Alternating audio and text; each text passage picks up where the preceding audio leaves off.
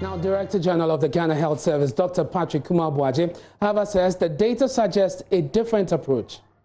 Most of our cases have been sporadic spikes, and if you are following the update that we attached and the all update, you see district-specific areas. For example, you can have an increase in the whole of Western region. You have an increase in the Takwan and secondary Takrady. And we know specifically which institutions have outbreaks that create that large number. Out of that number, you have people who report sick because of the numbers are huge. There are either you can lock down, but also an enhanced contact tracing, the large number of contact tracing, and quickly isolation has worked. A lot of the time, it works in Tema, it works in Ohuasi, and it works in other places like Bibiani. So those options too are there. And lockdown has its own side to it. There's the social aspect, the social economic aspect, and so you need a good balance. And so when you can use very rapid public health measures to address them, probably that will be the first option. Let's go into the phone lines now and have a conversation about the enforcement of the face mask directive announced by the president yesterday. Joining us on the line is the Ashanti Regional Minister, Simon Osemensa. Thank you very much, sir, for your time here on Joynews Prime. Seeing that the president announced this yesterday as head of the Regional Security Council, I'm wondering how you're going about this. Thank you very much. My greetings to your cherished listeners. Actually, after the announcement, today I had a short meeting with the DNI and then the military and police. Tomorrow we are going to have another meeting. We will come out with some of the measures we are going to put in place to ensure that we implement strictly all the directives by the president. Actually, previously we instituted some policies. They were working. Unfortunately, some of the human rights activists raised concerns, red flags about. And you're talking about the community service that some of the those arrested for defying the order were made to undertake. Exactly. Even though we had a lot of applause from the general public, when some of the human rights groups decided to raise red flags, they had no other option to stop. Now the police have been directed to implement the directive of the president and ensure the mandatory enforcement of wearing of face masks. We will meet tomorrow, brainstorm, because the problem we are having here now is that the prisons are closed, the police cells are full.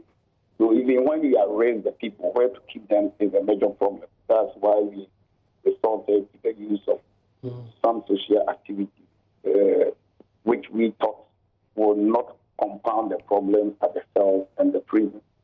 Again, we also realize that when the people are taken to court, with the payments of $12,000, those people cannot afford.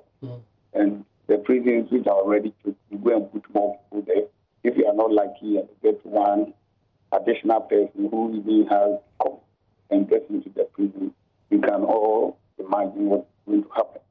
So we are trying to brainstorm and see how we can go around all these problems before we come out with the various directives as to how we are going to implement those ways that the president. Whilst you do the brainstorming, are you considering the fact that the EI that is supposed to back this directive in itself is not ready? Yes, it's not ready. That is why we are preparing. No, it's better for us to prepare before the year comes into force, rather than we waiting until the executive instrument is ready and we start preparing. That will be good. Now, despite the concerns raised about the human rights issues on the measures you put in place, and I'm referring to those you made undertake some social activity as a way of punishing them as a punitive measure for not wearing the face masks, what would you say the compliance level has been after that? After that, most people are not actually abiding by the directive. The compliance level has gone down significantly because now Now we find it difficult to punish them. If you take them to court, they won't get judgment the same day. To take some time. Some of them are reminded and all these things. They take a long period for us to get the results. I think these other ones will have been faster and it was quicker. And the public was very happy with that action. So when such a thing happens, we are living in a democratic situation. And under democratic situation, the bedrock is rule of law.